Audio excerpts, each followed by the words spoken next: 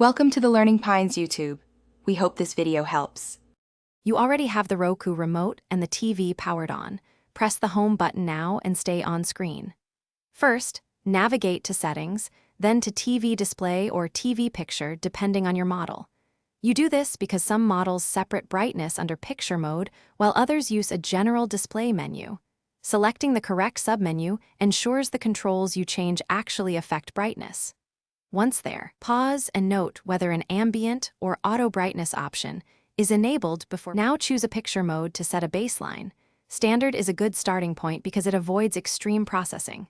Once selected, find brightness and change it in small increments, 1 to 5 steps, then watch a typical scene to judge improvement. After brightness, tweak contrast to keep whites from blowing out and adjust backlight or OLED lighting to affect overall luminance. Make sure to return to motion or expert settings only if you need finer control. Those affect color and processing.